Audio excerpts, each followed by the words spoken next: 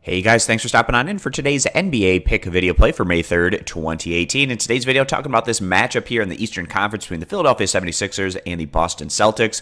Going to give our lean on where we feel the better value stands on the over-under. Currently, that total number sitting at 206 points. The Philadelphia 76ers, of course, looking tremendous through that first series 4-1 win over the Miami Heat. They had a little bit of layoff time between that series and this one starting up here against the Celtics because Boston had to go 7 games to beat the Bucks, and maybe the 76ers had to knock off a little bit of rust there in that Game 1 result. Certainly not looking quite as good in terms of the offensive numbers we've generally been seeing out of them in the postseason, but losing that one convincingly by a final of 101-117. So it'll just be interesting to see how the 76ers bounce back here today after scoring more than 101 points in all of their first 5 games of the playoffs against the Miami Heat, and then coming to this one, of course, against one of the best defensive teams in the Eastern Conference, so that's also going to make things a bit tougher on Philadelphia. Boston, very well known for their ability to defend the three-point shot,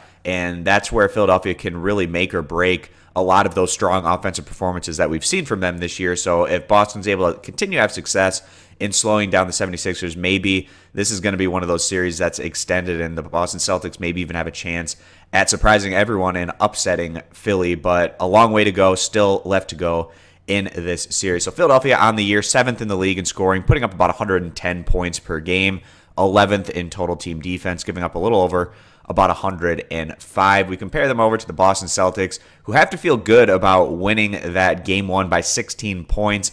Given all the injuries this team has had to deal with, of course, Kyrie Irving being out, and just some other injuries that one would feel like are just too much for the Celtics to overcome. But this is a deep team, well coached, and right now their coaching staff's putting this group in a position to have success, even though they're missing some of their key guys. So Boston on the year, of course, a defensive-oriented group in general, 3rd in the league in points allowed compared to 20th in scoring average. They average about 104 points per contest, but in their last 2 outings, really taking a big step forward offensively, 112 points in that Game 7 win against the Bucks, and then 117 points in that Game 1 win against the 76ers. So if we just take what these two teams average throughout the regular season, offensively, you get 104 plus 110, so that gets us about 214 points, which is 8 points higher than the total that we see in this matchup. But even if we just take their defensive averages, we get about 100.5 points from the Celtics and about 105.5 points from the 76ers. So even adding those two up, you get 206 points,